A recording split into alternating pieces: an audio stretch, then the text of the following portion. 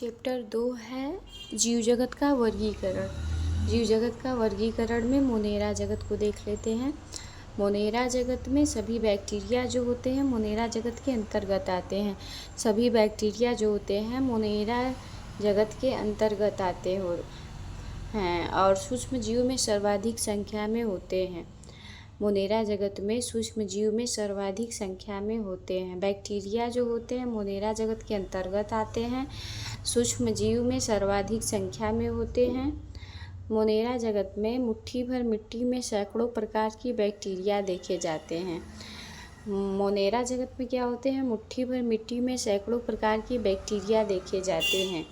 एक गर्म जल के झरनों, मरुस्थल, बर्फ एवं गहरे समुद्र में होते हैं। कहाँ होते हैं?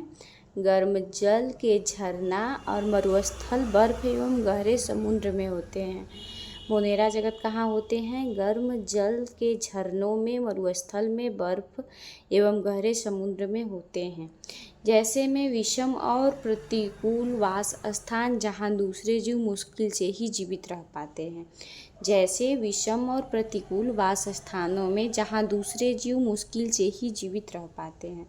कई बैक्टीरिया तो अन्य जीवों पर या उनके भीतर परजीवी के रूप में रहते हैं। कई बैक्टीरिया तो अन्य जीव पर या उनके भीतर परजीवी के रूप में रहते हैं। और बैक्टीरिया को उनके आकार के आधार पर 4 भागों में बांटा गया। मोनेरा जगत में जो बैक्टीरिया होती हैं उनके आकार के आधार पर उनके आकार के आधार पर 4 भागों में बांटा गया है। जैसे पहला है गोलाकार कोकस, बहुवचन कोकाई। दूसरा है छड़ाकार बैसिलस, बहुवचन बैसिलाई। तीसरा है कामा आकार का विब्रियम, बहुवचन विब्रिया। चौथा है सर्पिलाकार स्पाइरिलम, बहुवचन स्पाइरिला। फिर मोनेरा जगत में संरचना में बैक्टीरिया अत्यंत सरल प्रतीत होता है। संरचना में बैक्टीरिया जो होता है अत्यंत सरल प्रतीत होता है। इनका व्यवहार अत्यंत जटिल होता है। जो व्यवहार होता है अत्यंत जटिल होता है और इनकी संरचना जो होती है अत्यंत सरल प्रतीत होती है।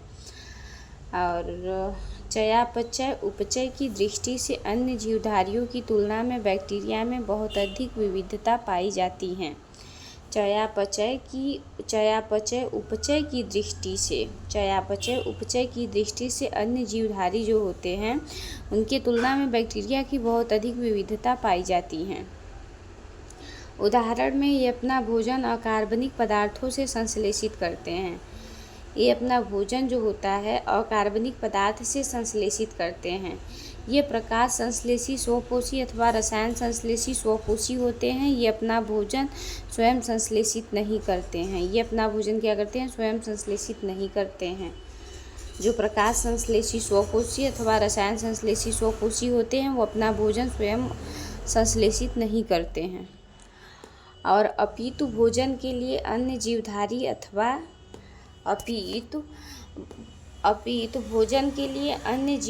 अथवा मृत कार्बनिक पदार्थों पर निर्भर करते हैं।